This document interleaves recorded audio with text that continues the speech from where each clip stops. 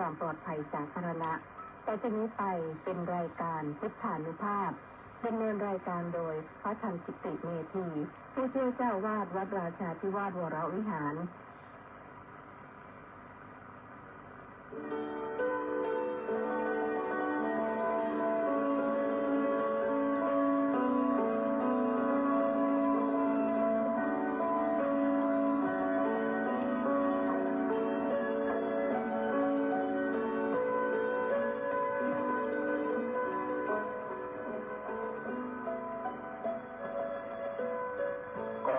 เชิญชวน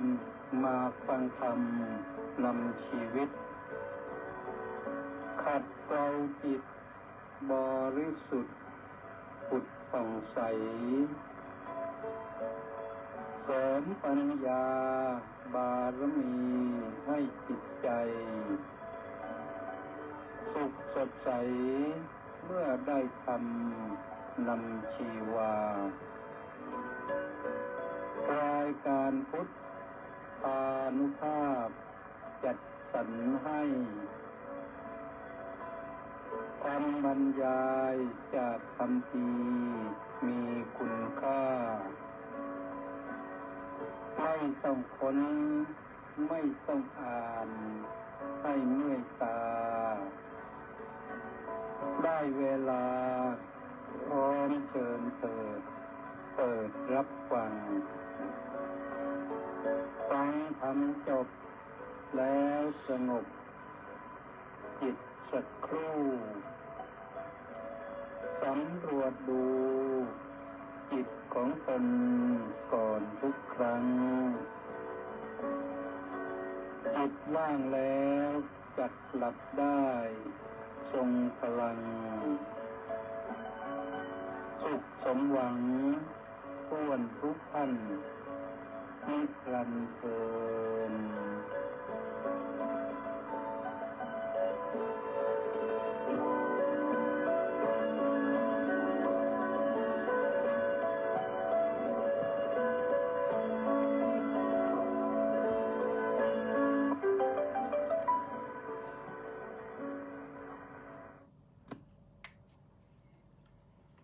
อะระหังสัมมาสัมพุทโธภควาพุทธังภะคะวันตังอภิวาเทมิสวากขาโตภควตาธัมโม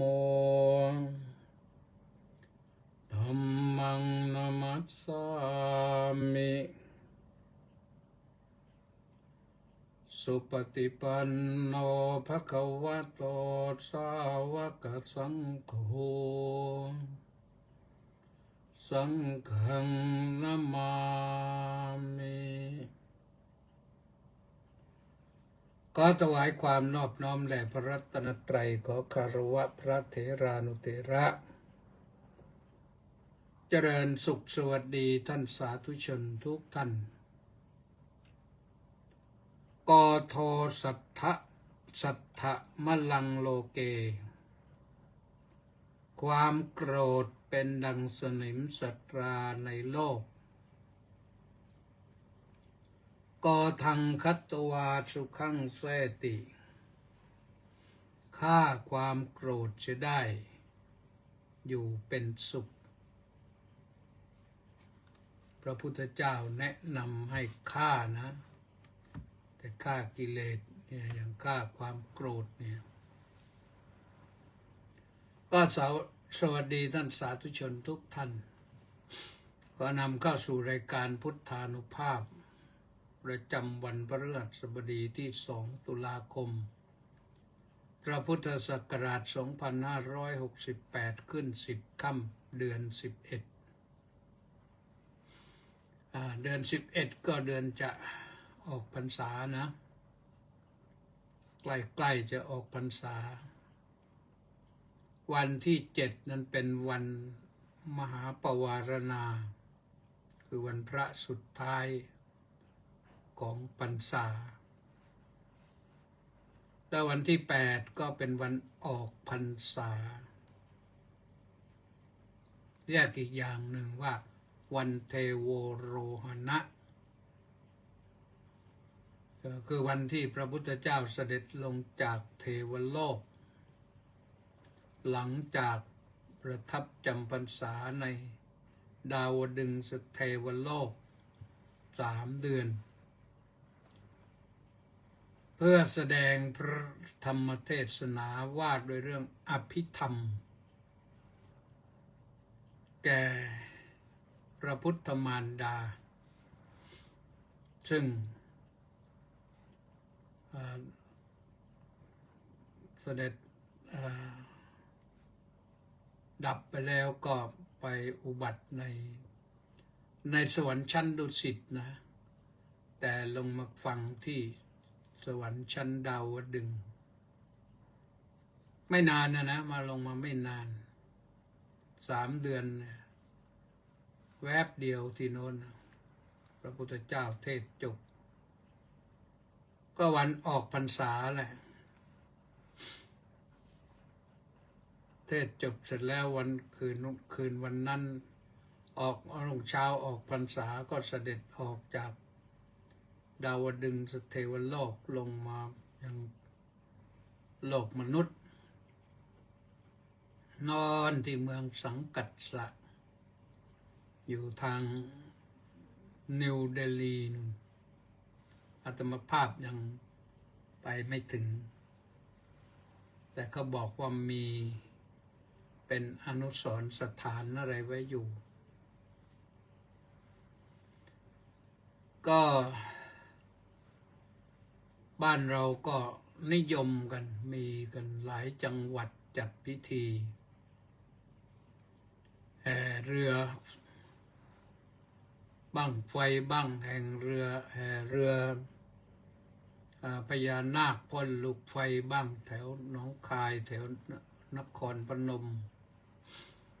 ทางสุราษฎร์ธานีก็แห่เรือกันแห่เรือพระนะ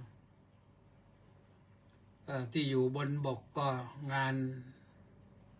ชักพระกันแต่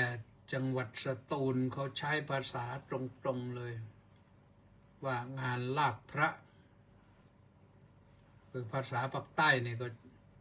เขาลากจูงเรือพระเมื่อก่อนนี่เขาไม่ได้มีล้อเขาหาไม้มาฟันเป็นเรือเป็นรูปเรือคล้ายๆเรือหงส์นั่นแหละแต่ไม่มีเรือไม่มีหงส์อะไรหรอกทำเป็นหัวเรือแล้วก็ต่อโครงขึ้นไปเป็นฐานสำหรับพระพุทธรูปประทับยืนอุ้มบาตรอยู่การแสดงให้เห็นว่าพระพุทธองค์เสด็จลงจากเทวโลกก็อุ้มบาตรมาโยมก็ไปใส่บาตรกันก็เรียกว่าตักบาตรเทโวตักบาตรเทโวคือเทโวโรหณะนั่นแหละแต่กล่าวสั้นๆว่าตักบาตรเทโวก็คือตักบาตรเทวดาแหละความจริงแต่ไม่ใช่เทวดาพระพุทธองค์เสด็จลงมาจากเทวโลกวันนั้นคนมืดฟ้ามัวดินแต่นี้บ้านเราก็เข้าใจว่าเป็นอย่างนั้นแต่ละจังหวัดนี่ที่จริงแล้วที่นครศรีธรรมราชเนี่ยเขาประกวดประชันขันแข่งกันสวยงามเมื่อก่อนก็เคยใช้โรงเรียนเบญจมะบ้างสนามหน้าเมืองบ้างใช้ทุ่งทานลาดบ้างก็มีเรือไปชุมนุมกันแล้วก็มีเรื่องประกวดกันหลายอย่างนะก็สนุกสนานกันบ้างแล้วก็มีสินค้าไปวางจำหน่ายกันการประกวดประชันขันแข่งก็ต้องไปวางไปจัดที่เรียบร้อยก็มี เรือพระไปจอดอยู่เป็น30-40 ลำแต่งกันสวยๆประกวดความสวยประกวดความคิดสร้างสรรค์ทำอย่างไรกันก็ไปดูกัน เด็กๆก็สนุกสนานก็มีตีโพนตีกลองประกวดกันด้วยนะเขาเรียกตะโพนแล้วก็มีกลองมีระฆังหน่อยหนึ่งก็ไม่มากแต่เขาประกวดก็ประกวดเสียงตะโพนเสียงกลอง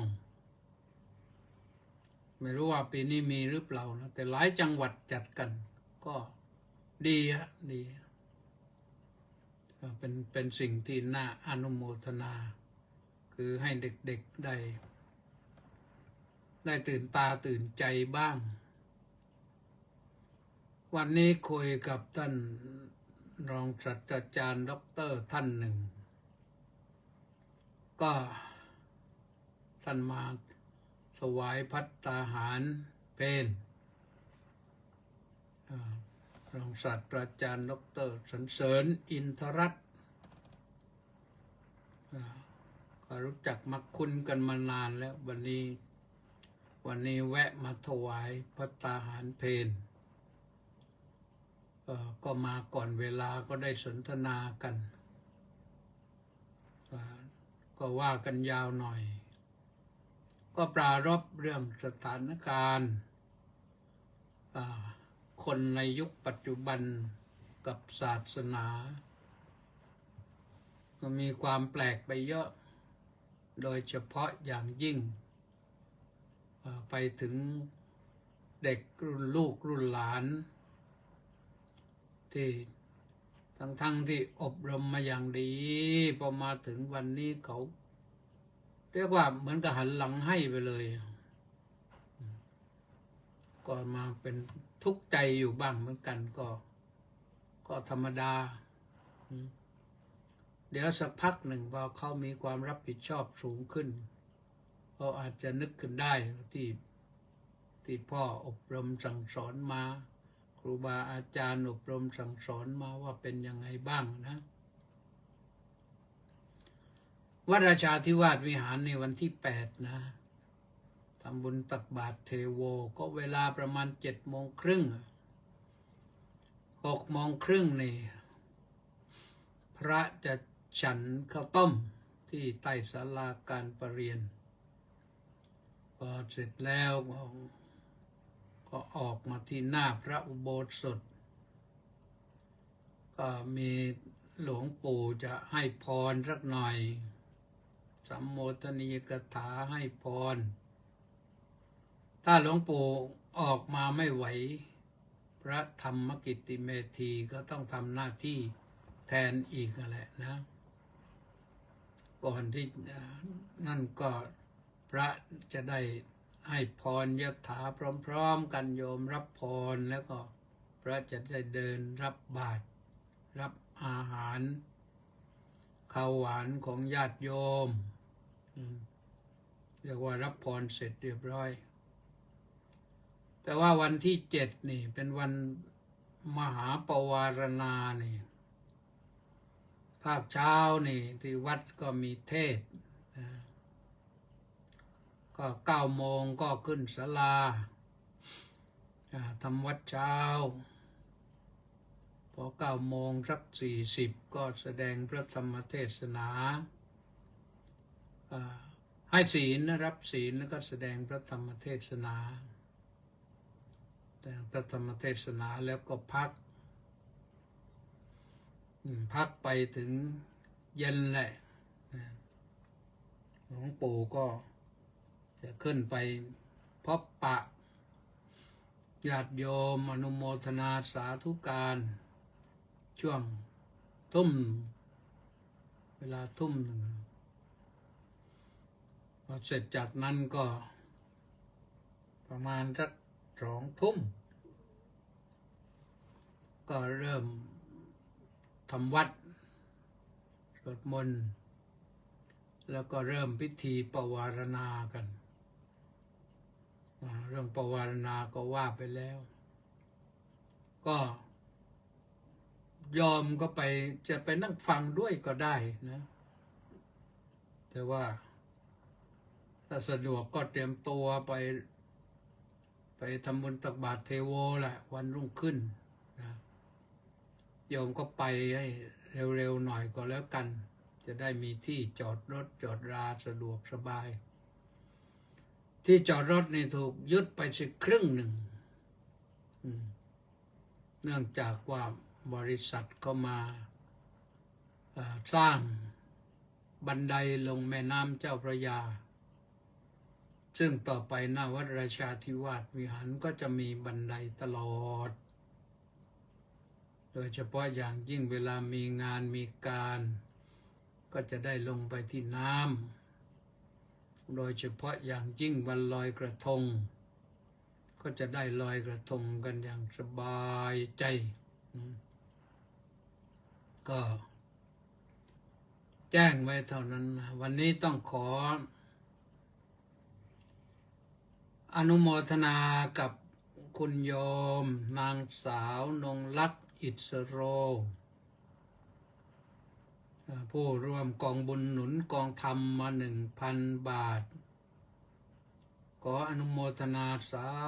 ธุสาธุสาธุให้โยมมีสุขภาพพลานามัยสมบูรณ์ด้วยบุญญาธิการคิดประสงค์จำนงหมายสิ่งใดก็ให้ประสบผลสำเร็จในสิ่งนั้นๆด้วยดีมีร่างกายสมบูรณ์มีจิตใจสมบูรณ์จิตใจใฝ่ธรรมไปตลอดกาลนะซึ่งจริงๆแล้วเดือนนี้ก็มีสริตพงษ์เทสะบำรุง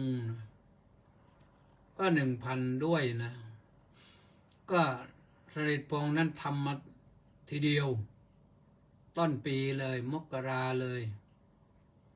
ทำมาครบ12 เดือนเดือนละ 1,000 ครบ12 เดือนก็ 12,000 โอนเข้ามาทำบุญเรียบร้อยยอมก็ได้บุญไปแล้วแหละก็ขอให้สดชื่นสมหวังนี่สมหวังดังตั้งใจแล้วเรียนปริญญาเอกจบไปแล้วนะก็อนุโมทนาสาธุด้วยนะแล้วก็อนุโมทนากับม็อกโคนาและ FC อีก717 คนออนไลน์เข้ามาแต่ยังวันนะแต่ยังวันเปิดจอก็เห็นอยู่แล้วแล้วก็อนุโมทนาสาธุกับม็อกโคนาและทุกท่านนะที่เข้ามาติดตามสดับรับชมทาง Facebook รายการพุทธานุภาพนี่ก็ออกอากาศกระจายเสียงทางสถานีวิทยุกองพลที่ 1รักษาพระองค์คลื่น AM 1,350 กิโลเฮิรตซ์วิทยุเสียงธรรมจากชาวพุทธวัดหทัยนเรศนครปฐม FM 88.25 เมกะเฮิรตซ์แล้วก็วิทยุพระพุทธศาสนาและสังคมวัดศรีทวีนครศรีธรรมราช FM 103.25 เมกะเฮิรตซ์และวัดสามชุกสุพรรณบุรี FM 100 เมกะเฮิรตซ์และวัดหนองกายจังหวัดเชียงใหม่ FM 102 และ 104.5 เมกะเฮิรตซ์พร้อมด้วยกระจายภาพเสียงไปทาง Facebook ไลฟ์ที่กิตติเมธีก็ติดตามฟังกันได้ชมกันได้สถานีวิทยุอื่นๆจะถ่ายทอดเสียงไปด้วยก็ได้ถ้าแจ้งมาก็จะได้บอกให้ว่าที่นั่นที่นี่ออกไปบ้างนะก็ว่ากันไปนี่วันนี้ก็สริตพงษ์เทสะบำรุงก็มาแล้วนะสาธุครับพระอาจารย์ แล้วก็มีใครสมศรีลักษณะวิลาศสาธุนิพนธ์ลักษณะวิลาศน้อมกราบนมัสการพระคุณท่านครับสาธุสาธุสาธุเจริญอยู่หนูสิงห์ก็บอกว่าน้อมกราบนมัสการสาธุสาธุสาธุเจ้าค่ะสาธุต้าสิทธิมงคลก็บอกว่านมัสการสาธุครับสาธุนี่สุพรรณีวันดีดีเจวิทยุเสียงธรรมจากชาวพุทธวัดอาทัยนเรศสาธุสาธุพระมหาฉลองสุจิตโตกราบสาธุสาธุสาธุครับสาธุธนสรคุ้มจอหอบอกว่าสาธุสาธุสาธุสาธุจันทภาดีรัศมีน้อมกราบนมัสการสาธุค่ะสาธุประสานเรืองเด็ดกราบนมัสการสาธุสาธุสาธุครับผมสาธุธนวัฒน์ศรีสิริวัฒน์วันนี้วันเกิดนี่ธนวัฒน์ศรีสิริวัฒน์นี่มันทำบุญแต่เช้านะถวายเช้านี่เกือบลืมไปแล้วนะสาธุสาธุนะแล้วเนี่ยสาธุน้อมกราบนมัสการครับว่างั้นแปะนันทิการก็บอกว่าน้อมกราบนมัสการสาธุสาธุสาธุเจ้าค่ะสาธุสุนทราภพระสุนทรวัดหัวเกาะรุงปากพนังสาธุสมศรีมาอยู่ตรงนี้น้อมกราบนมัสการสาธุสาธุสาธุเจ้าค่ะก็มีอยู่เริ่มต้นนะเข้ามาตอนนั้นก็ปรากฏว่าเวลาไปเยอะแล้ววันนี้จะพูดถึงเรื่องคนมักโกรธมีโทษอะไรบ้างก่อนที่จะรู้ว่ามีโทษอะไรบ้างก็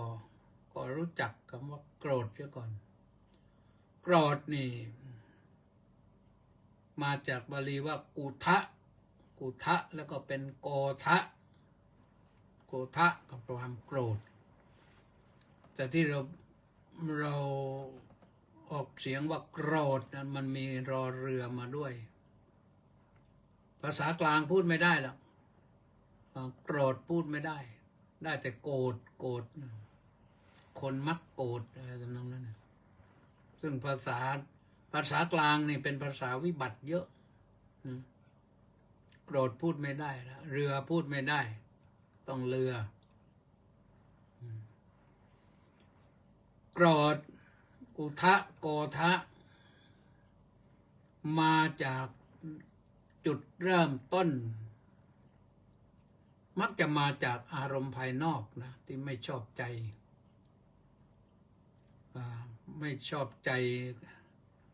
แล้วก็หงุดหงิดใจเป็นปฏิฆะขึ้นมากระทบจากกระทบภายนอกนี่มากระทบภายในคือกระทบใจถ้ากระทบกายเนี่ยไม่เท่าไหร่แต่บางทีคนเดินไหลกระทบกันไม่เจ็บหรอก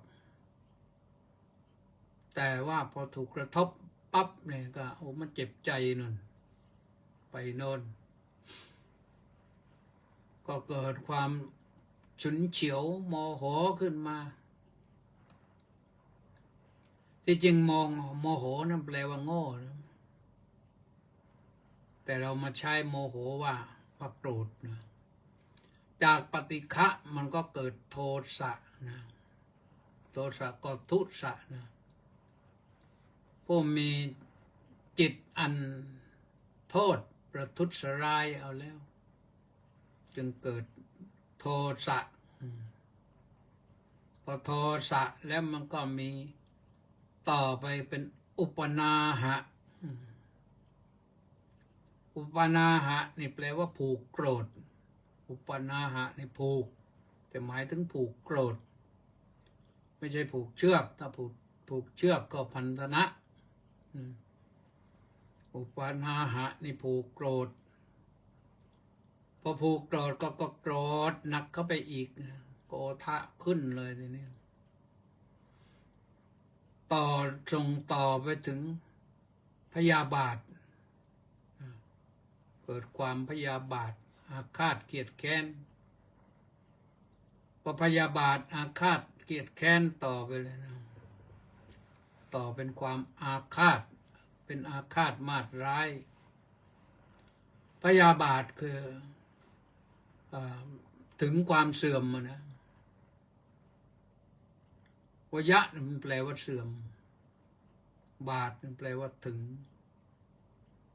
หรือใครจะแปลว่าเท้าก็ได้เท้าเสื่อมก็ได้เพราะเท้าพาให้เสื่อมอาจจะไปเตะนั่นเตะนี่ก็ได้แต่ถ้าโกรธคนบางทีทำร้ายคนไม่ได้ก็เตะสิ่งของปึ้งปั้งปึ้งปั้งเข้าไปเนี่ยนี่พยาบาทแต่สำคัญมันอยู่ที่ใจนะอยู่ที่ใจนะใจมันพยาบาทพอพยาบาทก็เรียกว่าอาฆาตอาฆาตทีนี้เป็นเรื่องแล้วทีนี้พออาฆาตแล้วทบทวนเท่าไหร่แล้วมันก็เครียดแค้นอยู่นั่นน่ะพอทบทวนเรื่องความอาฆาตเรื่องพยาบาทเรื่องโกรธเรื่องอุปนาหะก็มาเครียดแค้นเลยทีนี้ความเครียดแค้นเนี่ยมันส่งผลให้เกิดการปองร้ายกันปองร้ายทำร้ายกัน ถึงการทำให้บางทีก็ทำให้เสียโฉมนะบางทีก็ทำให้เสียชีวิตก็มีถ้าทำร้ายคนอื่นไม่ได้ก็ทำร้ายตนเองก็มีนะเพราะความโกรธทำร้ายตนเองก็มีถ้าไม่ทำร้ายตนเองก็ทำร้ายคู่กรณีทำร้ายคู่กรณีถ้าเกิดเขาเจ็บมากเขาอันตรายมันก็กลายเป็นเรื่องของคู่กรณีที่จะต้องจองล้างจองผลาญกันต่อไปถ้าทำเองไม่ได้ก็อาจจะไปถึงโรงถึงศาลเนี่ยเหมือนคดีเขาบางครั้งบางทีก็โมโหกับโกรธกันชกหน้ากันปั้งอีกคนหนึ่งไม่ยอมชกตอบแต่ไปแจ้งความค่าปรับ500ชกหน้าทีนึงหน้าบวมไปแล้วอันนี้อาตมาภาพเองก็ยังคิดไม่หายนะยังคิดไม่หายว่าก่อนร่างกฎหมายนี่เขาเขียนยังไงก็ไม่แน่ใจสมมติว่าถ้าไปเตะหมาปั้งก็หมาร้องเองไปถูกปรับ2,000นะแต่ถ้าชกหน้าคนนี่500ตีหัวทีหนึ่งถ้าหัวไม่แตกก็500นี่มันคนมันฆ่ามันด้อยกว่าหมาหรือยังไงก็ไม่เข้าใจเรื่องกฎหมายนะเล่ห์เหลี่ยมกฎหมายไม่เข้าใจเพราะฉะนั้นมันมีโทษนะคนโกรธนี่พอโกรธก็แล้วนี่กินก็ไม่ลงคอนะบางทีก็ไปทะเลาะกันในวงอาหารร้านอาหารสั่งอาหารมาดีๆเลยว่าร้านไอ้โต๊ะหนึ่งคุยดังโมโหเอาโกรธไปตะลุมบอลกันกินไม่ลงแทนที่จะไปรับประทานอาหารกันกลายไปรับประทานบาทากันทำแค่บาทาก็ยังดีนะถึงกับขนาดว่ามีถึงลั่นกระสุนกันก็มีนะคนโกรธเองมันกินอะไรไม่ลงหรอกถ้ากำลังโกรธอยู่นี่มันกินไม่ลงมันกลืนไม่ลงเพราะฤทธิ์โกรธนะคนโกรธนอนก็ไม่หลับค คนโกรธเนี่ยนอนไม่หลับมันหงุดหงิดมันร้อนโทสะเนี่ยมันร้อนพระพุทธเจ้าบอกว่าเป็นโทสักขิไฟคือโทสะไฟคือโทสะนี่มันเผาผลาญจิตถ้าคนโทสะแรงกล้ามากนี่ก็ข่มไม่ลงหลับตามันก็ร้อนลืมตามันก็ร้อนเปิดแอร์แล้วมันก็ร้อนนะนอนไม่หลับนี่มันทำให้คนโกรธนี่นะเลือดกระจายผิดปกตินะเลือดไปเลี้ยงใบหน้าก็ดำเลือดไปเลี้ยงหัวใจมันก็เหลือมาเลี้ยงทั่วสารพางกายเลยมันขุ่นมันข้นก็ทำให้ผิดปกติพอผิดปกตินี่อาจจะก่อให้เกิดกำเริบเสบสารทำให้ลมก็ไม่ปกติด้วยพอเลือดขุ่นลมก็ต้องพัดแรงลมในร่างกายนะก็ต้องพัดแรงพอพัดแรงก็มันขึ้นหน้าขึ้นตาขึ้นหูมันร้อนนะทีเนี้ยอยู่เฉยๆดีกว่าโยมอย่าไปโกรธเลยที่น่ากลัวไปกว่านั้นก็คือโรคร้ายมันกำเริบเสบสารถ้าเป็นโรคร้ายอยู่แล้วคือโรคนี่ปกตินี่มันก็อยู่ปกติของมันในร่างกายของเรานี่มันมีเป็นสิบเป็นร้อยอย่างแต่ถ้ามันอยู่ปกติของมันให้อาหารมันก็ไปเวลาเรารับประทานอาหารไปโรคมันก็ได้กินด้วยพยาธิอะไรต่างๆที่มันอยู่มันได้กินด้วยมันก็ไม่โมโหโกรธาก็เรียกว่าโรคไม่กำเริบถ้าทำให้โมโหโกรธาเดี๋ยวก็ในกระเพาะก็ปึ้งปังในลำไส้ก็พืดพาดมันแล้วก็ทั้งเลือดทั้งลบขึ้นหัวขึ้นหน้าทำให้อะไรพอเป็นก็ไปอย่างนั้นแล้วก็พระพุทธเจ้าบอกว่าความโกรธเนี่ยมันก็คือเป็นเหมือนสนิมใจเป็นสนิมใจเป็นอุปกิเลสเป็นสนิมใจเรานึกภาพดูนะเครื่องมือที่จะใช้ตัดหญ้าตัดไม้ตัดอะไรหรือตัดเหล็กเนี่ยถ้ามันเป็นสนิมแล้วมันก็ใช้การได้ไม่ดีเพราะคนที่เป็นช่างเขาจะรักษาเครื่องมือของเขาอย่างดีอุปกรณ์ของเขาอย่างดีใช้เสร็จก็เอาน้ำมันมาลูบเพราะว่าอุปกรณ์เหล่านั้นมันเป็นเหล็กไม่ว่ามีดว่าพระว่าเลื่อยว่าสิวก็ต้องเช็ดน้ำมันมีผ้าชุบน้ำมันไว้เลยพักงานแล้วก็เช็ดน้ำมันให้มันชุ่มแล้วก็มันไม่สึกเร็วคนโกรธหน้ามืดนะหน้ามืดตามัว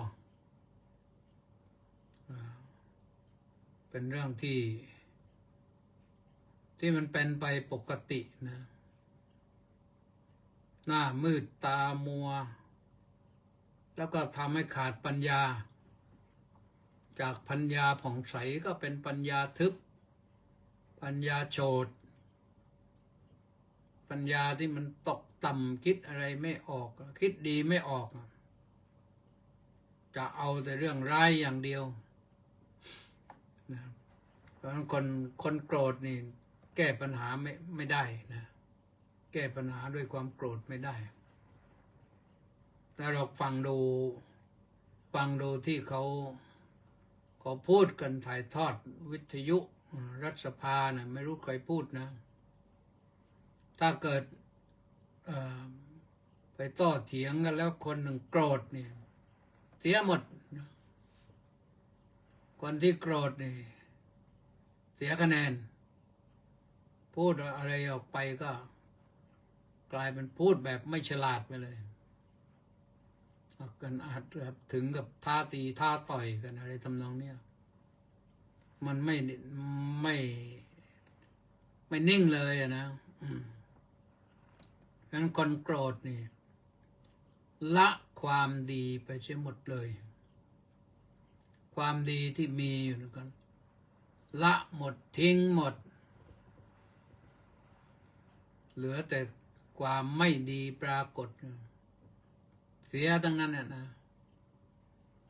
จึงเป็นเหตุให้จิตตกทำความดีให้ตกหล่นทำให้เป็นคนไร้ญาติขาดมิตรทำให้อายุสั้นทำลายข้าวของกลายเป็นคนทำความดีให้ตกหล่นผู้หญิงนี่อยู่สวยๆอยู่ดีๆเนี่ยผู้ชายที่หล่อๆอยู่ดีๆเนี่ยพอความโกรธขึ้นมาแล้วก็ความสวยความหล่อมันตกหล่นหมดเลยไม่เหลือนะหน้าที่สวยๆหล่อๆกลายเป็นหน้านางยักษ์นางมารกลายเป็นหน้ายักษ์หน้ามารมันก็ไม่ดีนะที่สำคัญคือมันทำให้จิตตกคนที่โกรธจิตตกคิดดีไม่ออกเลยถ้าแก้แค้นไม่ได้นะก็เอาไปเก็บกดแล้วก็ไปอาฆาตไม่รู้ว่าไประเบิดอารมณ์มาตอนไหนทีเนี้ยบางครั้งบางทีเนี่ยที่เราพูดกันบ่อยคนขับรถนี่คนขับรถบางทีขับไปเดี๋ยวนี้ไม่ค่อยมีแล้วเมื่อก่อนมีบ่อยขับรถไปเพื่อนกดแตรทัดปี๊ดหนึ่งไม่ได้เลยโมโหเลยขับชวัดเฉวียนปาดซ้ายปาดขวามันกดทำไมว่ากันไปนั่นซึ่งบางครั้งบางทีคนกดนั้นก็เพิ่งเข้ากรุงใหม่ๆก็เห็นว่าถ้ามีอะไรก็ควรจะกดที่จริงกดแตรเนี่ยมันเตือนกันนะให้รู้ตัวว่าอย่างนั้นอย่างนี้อย่างไปอินโดนีเซียเนี่ยนะก็กดแตรกันฟังให้เป็นเสียงดนตรีไปเลยโอ้มันเยอะแยะมากหลากหลายเสียงแล้วแตรนี่ก็ส่วนมากก็มาซื้อไปจากประเทศไทยนะเมื่อก่อนรู้จักพ่อค้าอยู่คนหนึ่งพ่อค้ามาสั่งแตรรถนี่ไปขายในอินโดนีเซียก็ชื่อบูดี้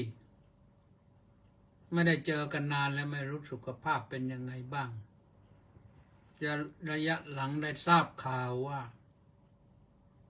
ปัญญาเสียชีวิตไปไม่ค่อยได้มาเพราะอะไรอย่างนั้นก็ไม่รู้นะเวียดนามอีกที่หนึ่งกดสนุกเลยนะแต่ที่สนุกที่สุดนั่นก็คือที่อินเดียหัวยืนอยู่ก็เขาก็กดแตรคนเดินอยู่ก็กดแตรเขากดนี่เขาไม่ใช่กดให้ไล่แต่เขากดบอกให้รู้ว่าฉันมานะคนเดินไปตามถนนก็เดินไปเถอะ ฉันจะแซงนะออกอย่างนี้อย่าไปหลบซ้ายหลบขวาถ้าหลบซ้ายหลบขวาเดี๋ยวก็โครมก็แหละรถตุกตุกก็กดรถไอ้ไอ้อะไรสกูตเตอร์นี่รถรถเวสป้าเนี่ยก็เรียกเวสป้าเนี่ยจริงๆนะรถเขาเรียกสกูตเตอร์รถมอเตอร์ไซค์รถตุกตุกของเขาเรียกออโต้ริกชอออโต้ริกชอก็คือ3 ล้อแหละแต่ทีนี้มันออโต้มันมีเครื่องยนต์รถเก๋งก็กดรถปิกอัพก็กดรถใหญ่รถบรรทุกรถบัสก็กดกันสนุกเลยเสียงแปดสารพัดอะถ้าไปโมโหแล้วคนขับรถบ้านเราไปได้ยินเสียงอย่างนั้นก็โอ้โหกว่าจะทำใจได้เนี่ยกระเทือนไปพักใหญ่แล้วเพราะฉะนั้นนะท่านสาธุชนทั้งหลายอย่าไม่ต้องไปถือสาเขาหน้าที่ของเขาก็คือเรื่องของเขาหน้าที่ของเราก็เรื่องของเราทำไปในอินเดียนั้นถ้ารถติดมากๆนะไอ้จักรยานเนี่ยจักรยานปั่นเนี่ยก็ใช้กันเยอะถ้ารถติดมากคนปั่นจักรยานเนี่ยแทนที่ว่าจะนั่งปั่นอยู่ก็ไม่นั่งก็ยก2 มือชูขึ้นสูงแล้วก็ไปชูรถไปให้รถขี่คนนั่นเป็นอย่างนั้นนะเพราะฉะนั้นนะเราอยากโกรธไม่โกรธเป็นสิ่งที่ดีไม่โกรธนั้นเราจะไม่เครียดนะอย่าให้สนิมเกิดขึ้นในใจนะต้องหน้าผ่องใสต้องปัญญาผ่องใสรักษาความดีไว้มียศก็รักษายศไว้ทำให้เราได้รู้อัดรู้ทำตนให้สุขสบายเป็นความดีแน่นอนเป็นความดีแน่นอนอะไรเกิดก็เกิดเราคิดว่าเราเป็นความดีทำความดีสักอย่างนี่นะก็ทังคัตตวาสุขังเสติฆ่าความโกรธได้อยู่เป็นสุข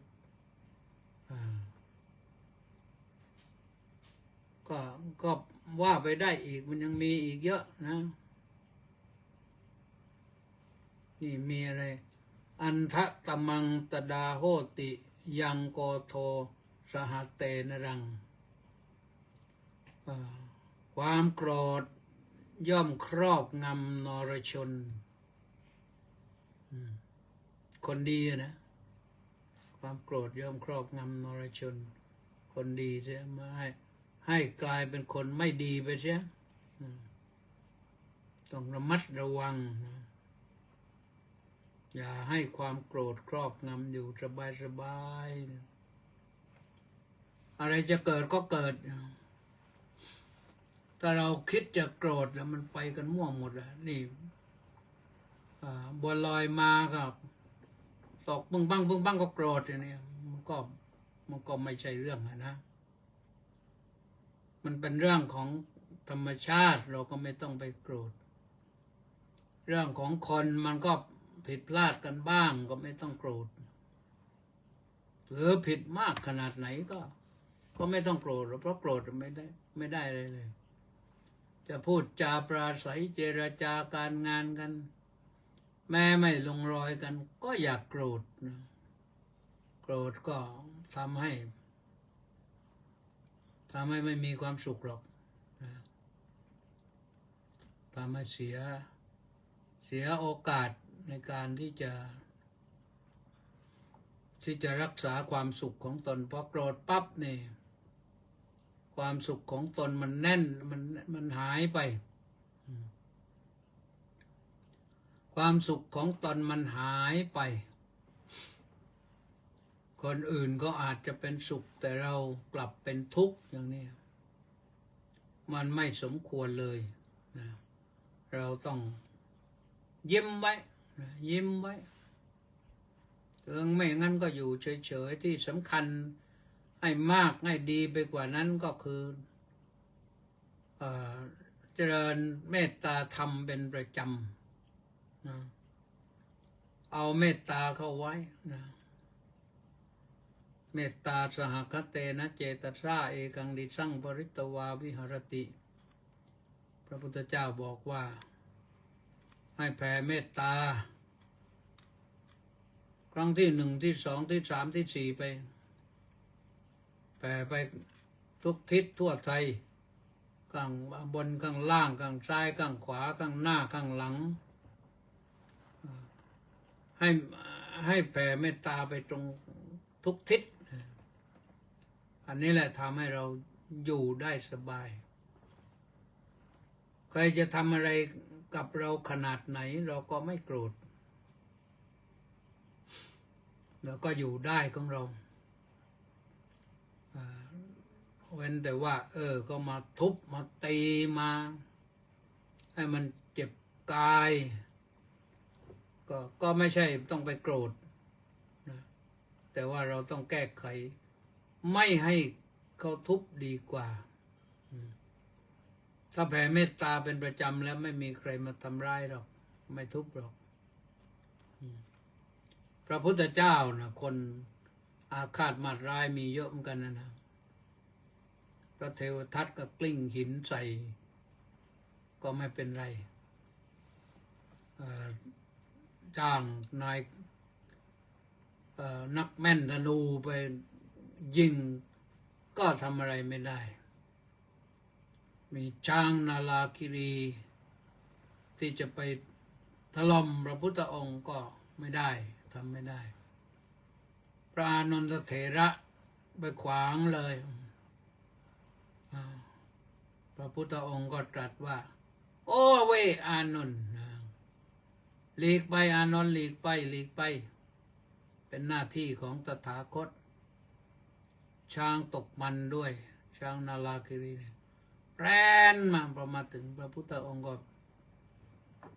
แผ่เมตตาให้ช้างหยุดเลยไม่ใช่หยุดอย่างเดียวหมอบลงด้วยภาษาพระมาภาษาไทยเราก็ใช้กันเหมือนกันนะเราถ้าช้างหมอบเนี่ยก็เรียกว่าซูมช้างซูมแล้วพระองค์ก็แผ่เมตตาให้ช้างก็กลับเลยเมตตาดีที่สุดนะเมตตานั้นปราบคู่อริได้ทั้งหมดไม่เป็นอันตรายแต่นั่นพระพุทธเจ้านะคนอื่นก็เหมือนกันแหละท่านสาธุชนทั้งหลายถ้าเรามีเมตตาธรรมประจำใจนี่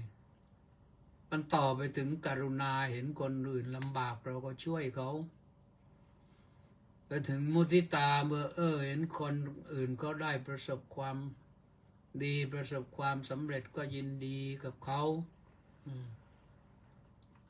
นี่หลานสาวมาเรียนอะไรมาเรียนวิสัญญีพยาบาลจบไปแล้วได้ที่หนึ่งได้รางวัลพิเศษอีก2 รางวัลไม่ขาดคะแนนได้ดีเรียบร้อยมารับประกาศนียบัตรไปแล้วกลับไปแล้วคงจะไปโชว์ที่สถาบัน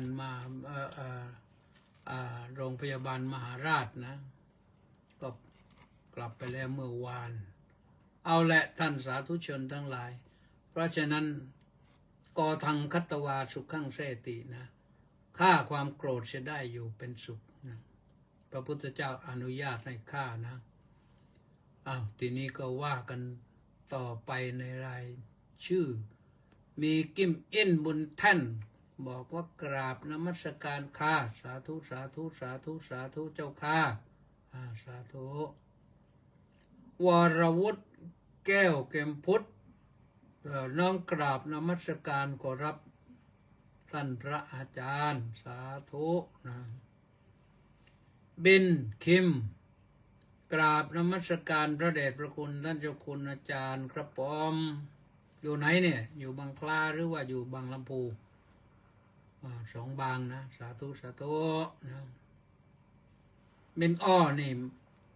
เป็นคิมบอกว่าวันนี้บางคลาอากาศร้อนมากครับผมแสดงมาอยู่บางคลานะ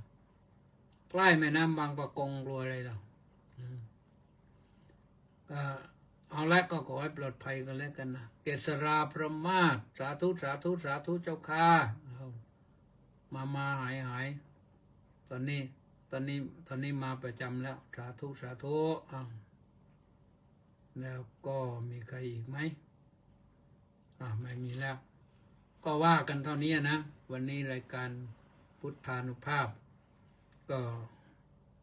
มาบอกว่าอย่าโกรธโกรธแล้วไม่ดีเลยมันเป็นสนิมใจมากัดกร่อนใจแล้วก็ทำให้ใจของเรามันบกพร่องพอใจบกพร่องนี่หน้าตาสวยๆก็จะไม่สวยหุ่นหล่อๆก็จะไม่หล่อไอ้โรคที่มันรออยู่ภายในนะพอเราโกรธปั๊บโรคมันกำเริบมันมารุมเร้าเราทำให้เราลำบากนะเอาละฟังแล้วก็ชมแล้วก็อะไรแชร์บ้างชมแล้วแชร์แชร์ไปเท่าไรก็ว่าไปแล้วก็ช่วยแชร์แล้วช่วยกองบุญหนุนกองธรรมด้วย0700260870นะกรุงไทยนะกรุงไทย0700260870ก็ร่วมบุญกันได้เผยแผ่ธรรมะกันได้นะก็ให้ได้บุญกันทุกคนนะการฟังก็ได้บุญอยู่แล้วแหละนำธรรมะไปปฏิบัติจึงได้บุญเพิ่มนะการที่เราจะร่วมกองบุญหนุนกองธรรมนี่ถือว่าเป็นปฏิบัติอย่างหนึ่งเป็นการให้ทานให้ธรรมะเป็นทานนะวันนี้ว่าเท่านี้ในที่สุดนี้ก็ขอความสุขความสวัสดีความเจริญในธรรมของพระสัมมาสัมพุทธเจ้าจงมีแก่ทุกท่านสัพพโรควินิมุตโตสัพพสันตาปวัชชิโตสัพพเวรมติกันโตนิบุตโตจตุวังภวะสัพพิติโยวิวัชชันตุสัพพโรโกวินัสสตุมาเตภวโตอันตรายโยสุขีดีคายุโกภวะอภิวาทนาสิลิสานิจังพุทธาปจายโนจัตตารโอธรรมาวัฏันติอายุวันโนสุขังพลัง